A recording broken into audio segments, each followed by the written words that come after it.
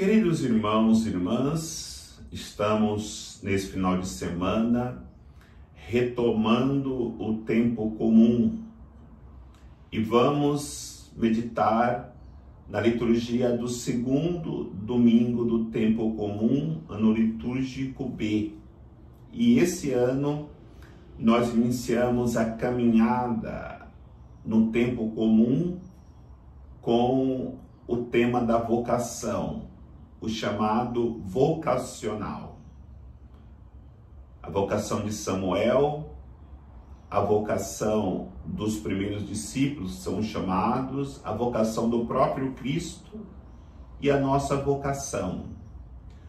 Os textos que são apresentados na liturgia da palavra para a nossa reflexão, como leitura o livro 1 de Samuel, capítulo 3, versículo de 3 a 10, depois versículo 19.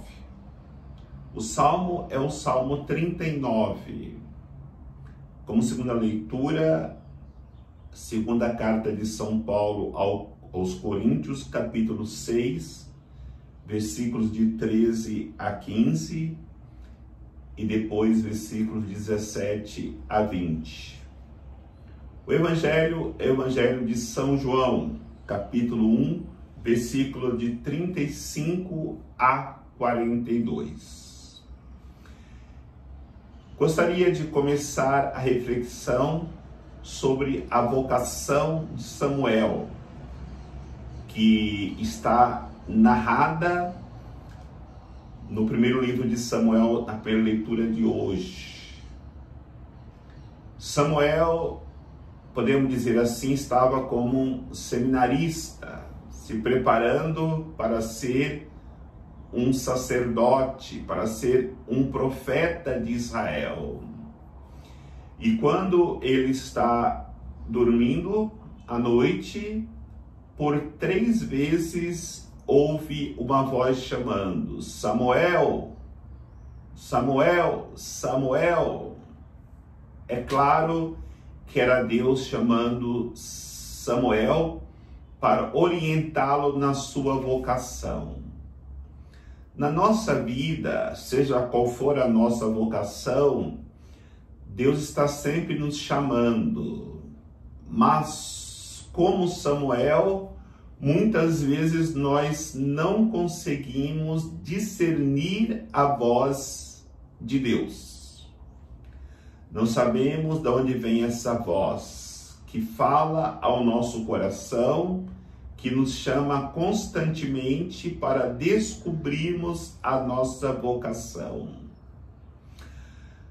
Por isso é preciso recorrer a pessoas mais experientes para que sejam nossos diretores espirituais e nos ajudem a discernir a nossa vocação. Samuel recorreu ao sacerdote Eli, achando que era o sacerdote que havia lhe chamado. E por cada vez que ele ouvia a voz lhe chamando, ele ia até o sacerdote Eli.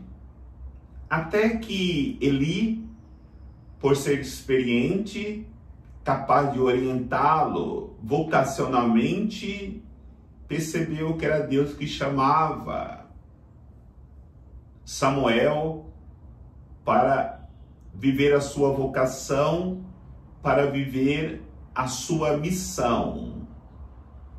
E disse para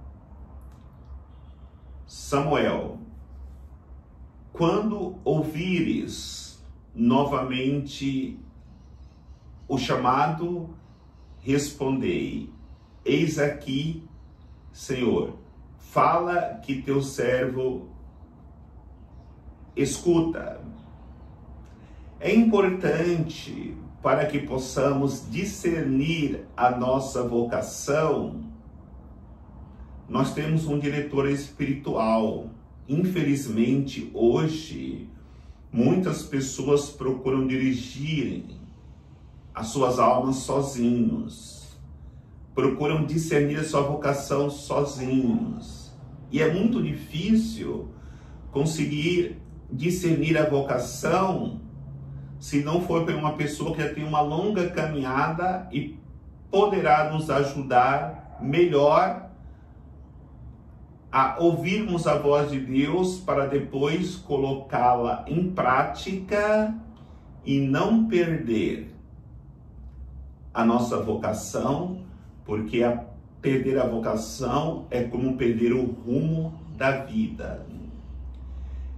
Quando Samuel é orientado e bem orientado por Eli, vai dizer que quando Deus chamou novamente, Samuel fez exatamente como havia sido orientado. Eis-me aqui, Senhor, fala que teu servo escuta. Interessante que a leitura fala que Samuel não deixou cair por terra nenhuma palavra de Deus. E Deus, ele fala muito conosco. Se nós não estamos atentos à sua palavra, a palavra se perde. E quando a palavra se perde, a palavra de Deus, que é dirigida para nós também vamos perdendo o rumo da nossa vida. E quando perdemos o rumo da nossa vida, perdemos também a alegria, a felicidade, porque a nossa felicidade, a nossa alegria está em descobrirmos a nossa vocação e vivê-la profundamente. E aí, olhando para o Evangelho, o chamado dos primeiros discípulos. Até então, eles tinham João Batista como seus diretores espirituais.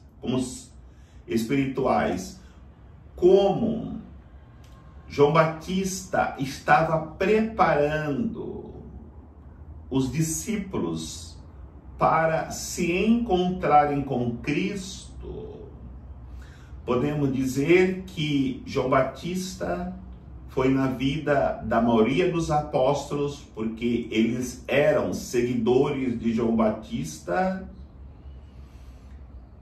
os verdadeiros privilegiados, porque tiveram um grande diretor espiritual e por isso, mesmo com seus limites, com as suas fraquezas, os apóstolos puderam depois entender de fato aquilo que Cristo queria ensiná-los para que eles pudessem cumprir a missão. E a primeira coisa que quando João Batista direciona os discípulos para Jesus, ele aponta Jesus como o Cordeiro de Deus. Eis o Cordeiro de Deus que tira o pecado do mundo.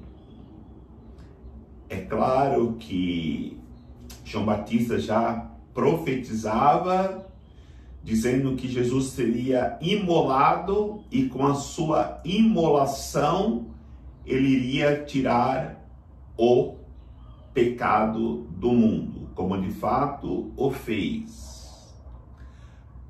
Mas no segmento dos primeiros discípulos, eles querem saber onde Jesus mora. E não nesse texto de São Marcos, nos textos de São Mateus e São Lucas, que são mais densos. São Marcos, no seu evangelho, ele é bem mais sucinto. Embora tenhamos hoje a reflexão do evangelho de São João, nós ouvimos: o Filho do Homem é como as aves não tem ninho, como as raposas, não tem toca. Mas vinde e vê. Então, os evangelhos, eles narram esta passagem do encontro dos primeiros discípulos com Jesus e perguntam onde Jesus mora. Hoje, no evangelho, Jesus diz somente vinde e vê, e vai dizer: os discípulos ficaram naquele dia com ele. Nós somos chamados a ficarmos com Jesus.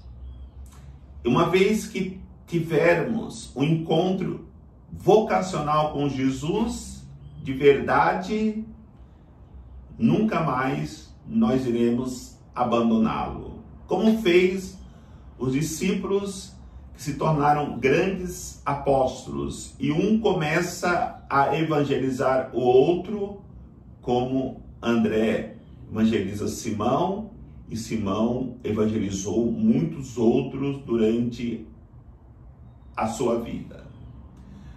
Mas é importante nós refletirmos. Somos chamados a uma vocação na santidade. Jesus viveu a sua vocação na santidade, fazendo em tudo a vontade do Pai. Samuel viveu a sua vocação na santidade, obedecendo o sacerdote Eli, e principalmente obedecendo todas as orientações de Deus. E a segunda leitura de hoje nos convida exatamente isso, a trilharmos o caminho da santidade para vivermos a nossa vocação. Não podemos viver a nossa vocação na imoralidade. E quando São Paulo aos Coríntios fala de imoralidade, é claro que ele está falando do pecado da concupiscência, da carne, que torna a alma impura.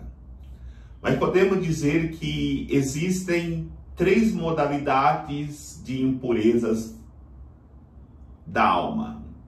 Não somente no sentido sexual, de concupiscência da carne, porque é claro que sabemos que a impureza do mundo de hoje está profundamente arraigada no desequilíbrio da afetividade, da sexualidade na humanidade.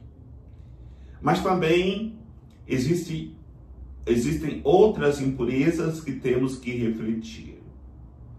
A impureza da alma no momento que nós não perdoamos os nossos irmãos. Uma alma está impura, tanto como no pecado da sexualidade, da afetividade, no momento que nós não perdoamos uma pessoa que nos feriu, que nos machucou. E a outra impureza que nós vivemos é a impureza da idolatria, que é muito presente no mundo de hoje. A impureza do apego aos bens materiais, ao apego a nós mesmos. Ou seja, somos tão apegados a nós mesmos que nós não nos preocupamos com o sofrimento do outro. Não temos empatia com as pessoas e nos fechamos no nosso mundo. Por isso é importante, nesse domingo, que a liturgia fala da vocação, olharmos para as nossas próprias vidas, para que purifiquemos nosso coração de todo o desequilíbrio sexual de todo o desequilíbrio da falta de perdão, de todo o desequilíbrio da idolatria e do apego às coisas mundanas, às coisas materiais que não nos permitem viver a nossa vocação, seja ela qual for, segundo o projeto de Deus para as nossas vidas. Motivados por estas palavras, vivamos profundamente as nossas vocações, fazendo como fizeram esses exemplos dados na liturgia de hoje, plenamente a vontade de Deus para atingirmos a santidade segundo a nossa condição humana. O Senhor nos abençoe, em nome do Pai, do Filho e do Espírito Santo. Amém.